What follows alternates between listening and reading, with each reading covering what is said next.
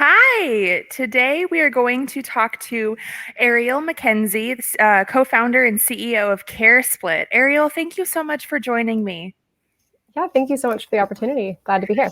Yeah, I'm glad to have you too, especially given the current climate. I think that talking to your company is incredibly timely. Yes, we've heard that before. Yeah. So first, I just love to kick it off with an overview of what CareSplit does. Sure. So thanks for everyone who's tuning in today. My company, CareSplit, is trying to reinvent how we think of childcare and work. So obviously, this last year changed a lot of things for the way we're working from home, hybrid. The future of work, we know, is changing every day. And the systems on which we rely to work, especially as working parents, have not adapted to these changes yet. So we are trying to connect parents to caregivers whose schedules more accurately reflect these flexible work patterns and make everything work together a little bit better for working parents. Yeah, I remember there was a time when my son's school had closed and I was scrambling to try and find someone. I'm like, I don't necessarily need like a full-time nanny, but I Yep. need someone that can come in, maybe even just in between meetings. And it was just so hard to figure that out. And then when I was kind of reading through about your company, I was like, oh my gosh, like this solves a lot of that. Yeah. Um, I mean, I just kind of love to know about, what prompted this idea, what kicked it off, and then kind of your journey to launch. Sure. So that's, the problem you just described is really the Mhm. problem we're solving is, you have primary childcare. Most parents, whether that's school, if your kids are a bit older, maybe you have a daycare center, but, the average American worker does not have a full-time nanny, at their disposal to drop everything to care for their kids. So we're trying to fit in this part-time care gaps, we call them, Mhm. where they really add up and hold working parents back. So my story and how I got into this is, a little unorthodox. I am actually out of the three co-founders, I'm the only one who's not a parent yet. I say yet, they always call me out for that word, but it's something that I do, want to do at some point. I've grown up in like having technology at my fingertips. I've Mhm. worked in tech my whole career, but really, want the systems that kind of support being a parent to change before I do that. But it came from managing a lot of working parents, seeing how there tended to be a drop-off period with parents, like where maybe they had their second child, and it was harder and harder to re-engage in the workforce the same way Mhm. they used to. And half of that was, it was just like the way the workday was, scheduled, like 8 to 5 when school ends at 2, for example. Kind of crazy. Like it was really not built for a world with two working parents in a household. Our society has changed a lot in the last 50 years, but school hasn't. But really coming from seeing how that really impacts how our workforce looks like, for the most part, women were traditionally doing this. They were, dropping out of the workforce at great cost to their employers because they couldn't find, childcare that either A, worked for them, was affordable, or felt good. So that's really kind of what brought me into it, was actually managing a lot of working dads in engineering that kind of Mhm. helped, me see what there could be a different way. Yeah, I mean there are so many struggles in truth to that where you see people who have this drop off period in work. I mean, I know that when I had first had my child, I actually went part-time. Like I Mhm. took a substantial downgrade in my role, went part-time, just trying to figure out that balancing and schedule. Gradually worked my way back up to being, a more of a full-time position just to have the pandemic come around where I was essentially back to almost square one. Wow. And what did you do for childcare? I'm, curious. It was been a mix. So Mhm. it's been I'm lucky enough to have a mother and a father and then a couple other grandparents who have been able to kind of help the support system.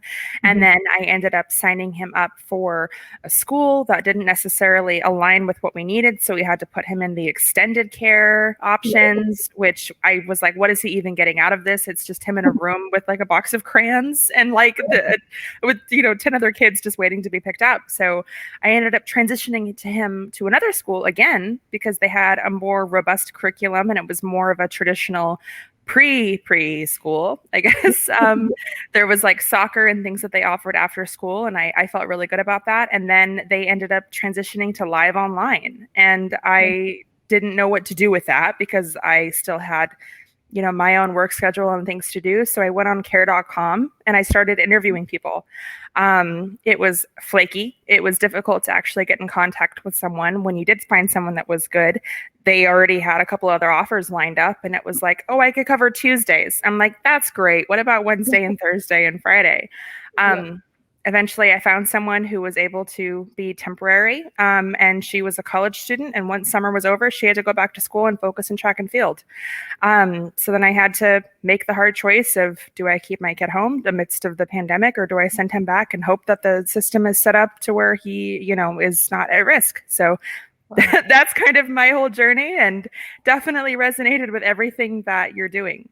Yeah, that's so that's really interesting. So one of the questions, any startup founder gets is, how are you different from, X leading solution, right? Every startup has their own like incumbent. And I would say ours is care.com in the sense that it's the most known. There's some startups playing in this space that we're really excited to see alongside us, that are tackling different pieces of this ecosystem, because it's really a big one, right? Like school age kids need something very different than babies who need something different than toddlers. And this is something that we really believe at CareSplit is that it's like one size does not fit all. And I think that's where these open marketplaces can struggle, right? Because, you have, one person can't always satisfy like every need of every family. And so they're really, they're getting a lot of offers, and like the supply and demand is difficult. So that's what we first discovered in our journey was, if we're going to change childcare, who's doing it? Are there enough of them? And is this currently meeting parents' needs, regardless of the technology that connects you? Because really, at the end of the day, it's the person like that you need. It's like the Absolutely. or the people, teachers. This whole ecosystem is what's important. So CareSplit started there, really trying to discover what was wrong there first before trying to build technology to make it better. Yeah. I mean, I think, you're totally right with different services in different markets. When I was searching and trying to find a tool to use, a nanny service came up, and I was like, I don't need someone who's going to be doing my laundry. I can handle that on the weekends and evenings. I just need someone who can, come in. And, I think I was looking a little bit earlier in December, so that may have earlier in of last year, and I think that may have been why I didn't even see your product. And I'd love to kind of know when you came in, how the market received that. Totally. So we're one in terms of stage of our company. So we're really early stage startup. We started in response to kind of a problem we saw right before COVID-19. So this is kind of like late 2019. So right before, great time to start a business. I mean, obviously at the time it felt terrible because, our service, what is in person, we're not an online service, first of all. I mean, not that there's not a place for that, but we know that, until your kids are self-sufficient, it's hard to keep them very occupied with a screen. So, Zoom school and everything. So first of all, is we kind of first entered the market in 2019, really obsessed with the problem. We tested a couple of ideas. One was for parents to be able to swap doing this with each other. And that went okay. I felt like that product, that was when we first learned how different, people's schedules are, and how we really need to find who wants and has the time and is kind of well suited to do this type of flexible care. But really when COVID hit, I mean, we were grounded. It was, all of a sudden, like we thought it was a month, right? I think everyone listening, we all thought COVID would be over last summer. I mean, our company just started being like, okay, this is like, a little bit of a break. We were, I would say fortunate in the sense that we were so early that it really didn't disappoint that many people when we were taken off of line because, we were early and it was a couple people, prototype testing what we were building. So we got to really spend some time with our users, I would say. That was what COVID did to us. We spent probably like 6 months. It turned, we thought it would be a month. It turned into 6, which was really like, okay, this thing is not going away. What can we do at the stage we're at to really pivot and meet the moment that COVID is presenting to us? So that's when we first started thinking maybe what we were building isn't the right thing, or maybe it's not going to fit this future work that maybe might come out of this thing. So that's actually, we'd made a whole pivot during COVID. We went from, thinking it was more of a sharing concept to now really focused on getting, a marketplace set up where we can, parents are able to access people that better suit their work schedule. So for us, people started getting excited about it during COVID, but there's still that, safety case. I think it's been I'll be completely honest, it's been a difficult balance because people do still need to work. I mean, we have jobs and rents to pay and, all these things, but, we also want to be conscious that like, we don't want to make people connect to someone who might have COVID. So Right. we played it very safe. We have been completely private beta ever since COVID started, so we could really control who was able to access the platform. And that's really kind of what led us to work with employers, because every employer has a different policy about, if people are coming into the office, if they're being exposed to the same groups of people over and over. So I would say, who's received this the most? Obviously, employers were able to access our platform, and they're really gearing up for this to be a post-COVID solution more than anything. Yeah. I mean, I'd love to know, as you're presenting this to employers, what does that story look like? Yeah. So as this is another thing where I would say, to any like small business owner, or large business owner out there, it's like no one knows what the heck is going on. Everyone is trying their best to figure out and predict a future that we're just learning about. So I would say employers are looking at this for the first time more thoughtfully, because they've actually seen the impacts of not having support systems. So it's obviously dramatic. It's not going to be forever, the pandemic, but 1 in 5 women left the US workforce in the last, year. Like there's a lot of factors to this, but school being closed and being dangerous has been a huge reason for that. And so I think that's really hot on their minds, is like, how can we make sure they all come back? How can we make sure to not lose our top performers, female or male? It's for the first time it's coming to their bottom line. It's affecting how they run their businesses. So to us, they sort of look at us as a partner for them of, hey, if we're going to change our work policy from 4 or 5 days a week in the office to 2 days, well, what are parents going to do on those off days? How are we going to help them, or at least offer a solution to them that allow them to come back into the office safely, or even work from home productively? That's the other use case that they're, understandably a little bit worried about in the future. Yeah. I mean, honestly, as I'm thinking about it, I could see something like this working within a co-working space. Yeah. We go into an office, and I might not be directly working for the company of the person that's sitting next to me, may have different schedules. And we're both talking about the issue with trying to, what should we do with our kids? Yeah, it's crazy. Like, I mean, I learned a lot, honestly, from talking to employers. Just like how much they pour into benefits that are still all great. There's nothing against them, but it's like, working parents don't need a ping pong table. They need, a childcare subsidy. You know what I mean? Like it's fascinating of like what actually empowers work. And I will say, I'm feeling very optimistic about how employers are thinking about this for the first time, especially, ones that are willing to throw out how work used to be and start something new and try something, that might work better in the long run. Yeah, I totally agree. And I am very interested to see what those new work-life balance models are going to look like, because I mean, and I hate to use this as almost a uniting thing, but for the first time in however long, we're all dealing with kind of a united problem that affects everyone across the board. I mean, if you have kids or if you don't have kids, the person that you're trying to have a productive conversation with, you can. If there's a kid screaming in the background, or, they're canceling because, nap time's over, it's just this ongoing struggle, and it's costing on both sides, both personal, professional, and in business. Definitely. And I think that you're exactly right, that it's becoming not just that's the mom's issue, on my team. Like, it's a full issue. And I think something that's, sometimes it takes a catalyst to make the change that is required. It was always happening. I mean, here's the thing, like COVID is a very extreme example of mothers leaving the workforce because of childcare issues, but this has been happening for years. Just no one cared. Or they thought it was, it was never as easily able to be pointed to something like childcare or affordability or anything. So I totally agree. I think parents, non-parents, men, women are all kind of sitting around being like, wait a second, like this is a huge problem. And I would say as a startup founder, like my conversations now with employers and investors, kind of like, stakeholders in our business, are very different now. Like all of a sudden, there's like, instead of being like, oh, you're working on something for my wife, they go, oh my gosh, I've been at home for the last year. This has been my life. Are you going to solve my problem? And I'm kind of like, I think timing is everything. And sometimes we want to start something like this. Like, it's not like it's the first company that's ever tried anything in the care education space. I mean, there's some other amazing companies out there, but hopefully we're all ready to put some pen to paper and, change this for working parents. Yeah. I mean, and not only that, even when, vaccines do roll around and people are able to return to in-person school and learning, there's this heightened caution And I also think people are starting to think of alternatives to just traditional school and how things can be done. And, if they have the whole, I have to pay for, for me, there is no, 9 to 5 option. I have to pay for the 6 a.m. to 6 p.m. care package. This is an additional like $700 a month. And something that I hadn't necessarily questioned because it seemed like that was the only solution is now falling into question.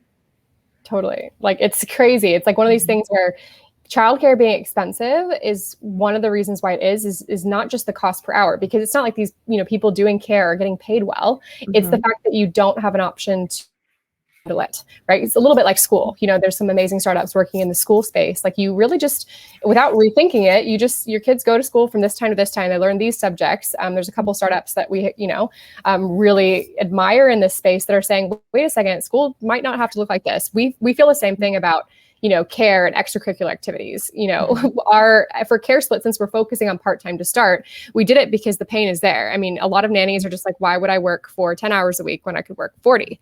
Right. And that to us well, we're not going to try to make that nanny work 10 hours a week. What about finding people who actually do want to work these hours and that whose schedule matches it? So that's really what we're in the business of doing, is finding new types of people to do these things with kids and making it a profession that people want to do, and not something that, it's just something on care.com. Yeah, literally, my son's best friend, I was talking to his mom and we were talking about, what if we both found someone and it was the same person and we just kind of shared that person and, we both kind of trusted each other as family circles to be making responsible choices as far as social. We're like, could that work? And we both, it was so, I guess obvious, but it took us so long to kind of have that conversation. And had there been something that just was like, this is something that you can do, I would have done it in a heartbeat. Yeah, I mean, we get used to the solutions that are in front of us. And also there's admin when it comes to this sort of thing. It's not like, we're not trying to reinvent any concepts here. We're really just trying to make it easier for people to do this. I think one of the things people did as an emergency Band-Aid, we'll call it, during when schools just completely shut down, is a lot of people were doing pods. They got together self-directed. And that's great. But, a lot of times the problem was, well, who's going to do the schooling themselves? Or who's going to do the tutoring? Everyone's like, which parent will do it? And so fundamentally, that a lot of times would mean one person leaves their job in the end to do it. So we're trying to figure out, are there people to do this? And also, can we replace after school? Can we be, the thing on Saturday mornings that parents can book for their kids, where it's not just, we're not trying to replace school. We're trying to supplement it and say, look, what if the school day looked a little different?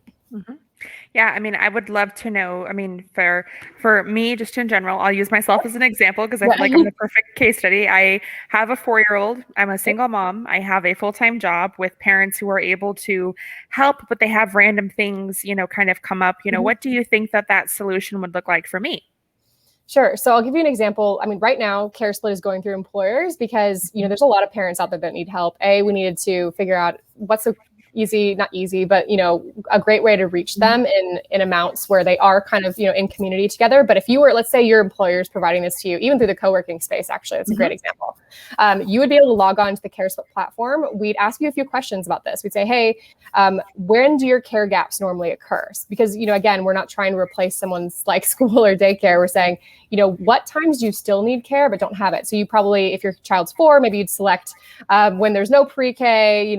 Summer breaks are a complete nightmare for working parents, like anxiety inducing. So you would select, basically all the times. You give us a little bit of information, about your family without giving too much away. And what our algorithm does is we would actually like spin up matches for you. I mean, again, like this is something that, right now in COVID is a little slower because of just like the volume. But fundamentally, if you access this through your employer, we'd be able to spin up the right caregivers for you as a group. So everyone in the co-working space would get access to our pool of caregivers who just, we can recruit them based off of that criteria, but fundamentally your child could switch in between groups if they wanted. You'd be able to basically book time blocks of activities when you needed them. So you could look ahead of time and say, okay, great. I'm going to book a nature hike on this day. I'm going to book arts and crafts on this day. And that sounds kind of crazy because you're like, oh, well, they're activities, but you can still use them for childcare, This is fundamentally what we believe is like, people like need sometimes 3 to 4 hours, but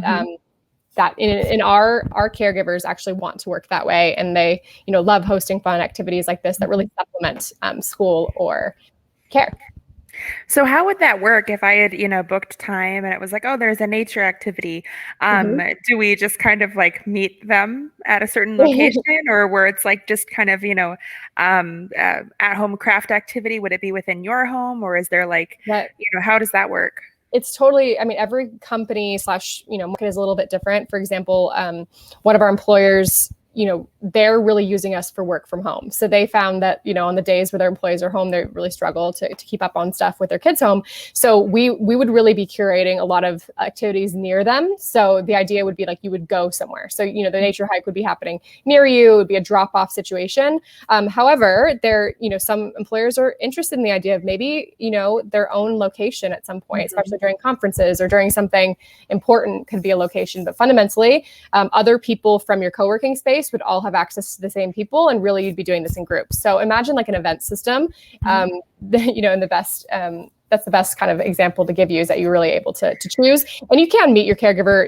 We do it by Zoom, kind of like this. We jump on, you can meet them if you like. They love to tell, and you can see a video tour. Like our software that we're, launching, our next version really allows caregivers to film themselves, talk to you about what their activities are. And they like to switch it up as well. They're not just going to do nature walks every week. They'll probably have a varied amount of activities, but that's fundamentally what you get to do. Yeah. I remember there was a time when there was literally an event that was booked at Galvanize, and then they booked a separate space for if they needed to have like a kid area. And I was like, that's interesting for an event, but now I'm like, that's brilliant. Yeah. Now you think about it, like, if there's someone there that can, watch kids, or even better, take them through a fun, enriching activity. Because again, there's care, and care is important, but like, a lot of times you want your kids to learn something. And I think being stuck at home, a lot of times, like, kids didn't get to do all the activities that they maybe normally would. So, we're trying to, in a post-COVID world, allow that to happen, on the fly, especially on things like half days. I mean, it's these little things that you never realize kind of add up and really like stress people out, and, actually cause a lot of performance issues at work too, which is why employers are excited about this too. Yeah. I mean, just last week, I saw that the teachers were taking training day, and then they were also doing, the holiday with President's Day. So I was like, I kind of forgot about this, but I actually have a Friday where I don't have childcare and a Monday, like in the same period of time. Exactly. That's exactly what we're trying to do. It's trying to look a little bit forward and help you with these things. I mean, honestly, being able to schedule the time too, I could literally just take that whole month calendar, and whenever I see gaps, I could just plug that in, and then it would just kind of be worked out. Yeah, you just gave us a great feature. It's been coming up for us, which is actually, school calendars and being able to plug them in, because it's one of these things where like they are actually usually pre-scheduled, these things in services, but like you just don't think about them until it's like coming up and you're like, oh, wow, okay, there is nothing available that day. So totally, this is like my co-founders, both of their life. We got, my Kate, one of our co-founders, she's got 3 little kids. She's got twins that are 7, and then she's got a 5-year-old. So they're in that early elementary age group. And then my other co-founder, Christina, she's got younger ones, which is in this like pre-K, preschool age group. So they still like very similar. Once they get into like preschool, you will always have gaps. Teacher will always need time off. Like they need time off too. So we're kind of trying to figure out who else is out there who wants to work on the off times, and who wants to kind of step in and provide these activities. And so kids can keep like some sort of continuity of their, learning and growth. Yeah, absolutely. So, I mean, that kind of brings me to my next question is, how do you screen the people, or how do you get on your platform? Sure. So, again, because we're working, I mean, this is partially a COVID thing, but we think this is smart in the future, is instead of being like, okay, we're going to open a whole new website and everyone can just jump on and add themselves. Like, we don't know that that's really how this is going to be best, curated. So we see ourselves as a very curated marketplace, because we start with working with these co-working spaces. We were actually working with one, and employers were able to collect that data, and then we're able to go screen on that criteria. So we could say, hey, we want coverage for our caregivers on spring break. We want it on President's Day. And so we kind of recruit based off of some of the data that you'd give us when you first log in. So first of all, we kind of know who to get, but we vet them. So we work with providers that are based in San Francisco that kind of make the vetting and background check screening process faster than they used to be. They can do this in 24 hours, sometimes even, quicker than this. And then we obviously interview everyone. And then we actually give them even more support. We offer them a training, some that are required, some that are optional, but really if, we want to make this fun. We tend to choose people that maybe have an education background. Maybe they're stay-at-home parents that want to do this part-time. And really like referrals are key, right? They, if we find someone really good, they tend to know like 5 others of their friends. Yeah. Really good. So, we take vetting really seriously, but because at the end of the day, like software is the way you might connect with someone, but like everyone's going to either love or hate like CareSplit based off of how great the in-person solution is. So we really optimize for that. And technology just helps us get there faster and, more efficiently. Absolutely. I mean, I love the concept. I think that it's exactly what working parents need.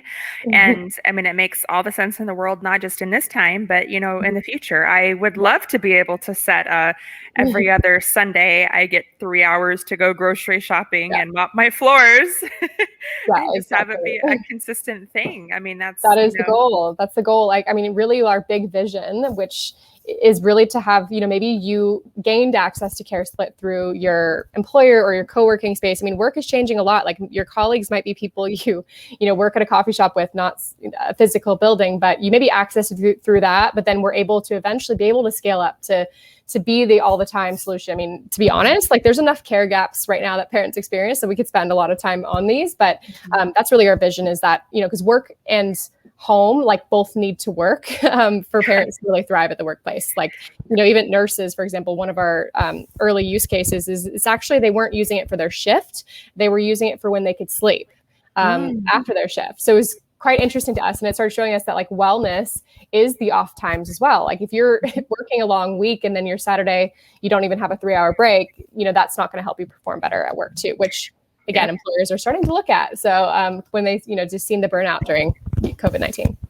Yeah, I think it's a holistic picture. Every piece has to come together. And I think now more than ever, like you said, there's just a bright shining light on the gaps on how you can take care of employee wellness, because I think you're right. The whole concept of give them a ping pong table, give them a pizza party, give me childcare. Yeah, I know. It's like, we don't blame the employers either. I mean, we looked at the numbers. It is extremely expensive to, in the past, like I'm saying the past, like it was ages ago, but like even a year ago, like if you have an office 9 to 5, it's very rare for an employer to be able to afford to subsidize a daycare center on site. Like, my co-founder, Christina, she spent 15 years at Google, and, they're touted for the best benefits in the world. They've got, movie theaters, massages, gyms, and they have a childcare center. But the thing that no one tells you is that it's in one Google location.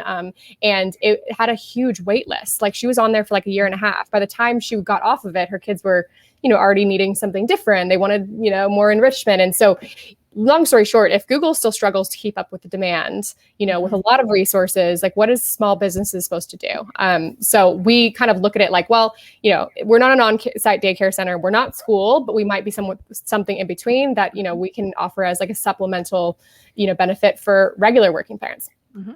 Yep, absolutely. 100%. So I know that you're still in the very early phases. What are your next steps? Sure. So we just got out of a program called Techstars. They're an accelerator program that it's really, really intense period. I'm really glad we're talking now. It started in November and we just finished last week. So that was 3 months of intensity, mentorship. I would say like refiners, fire is the best way to put it. Because you go from being kind of like, every company's pretty early. I mean, some have a lot of revenue, some don't, but you come in for the first time really bringing it.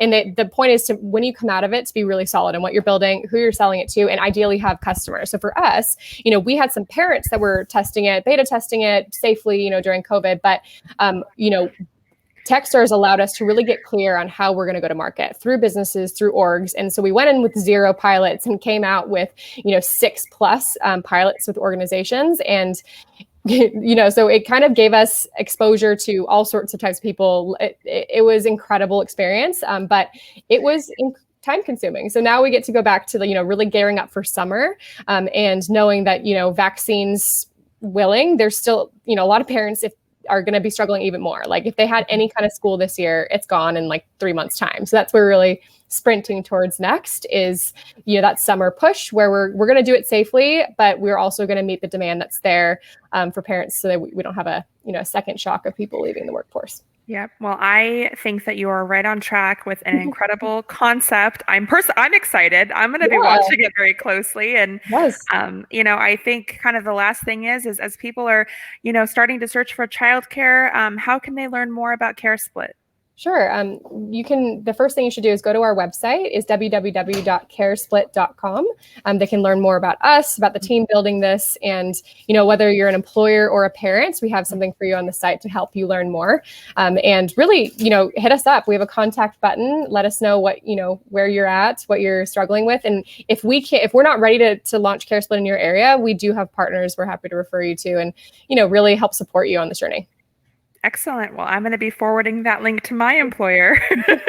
Exactly. That's exactly what we want to do. Check this out. This is interesting. Yeah.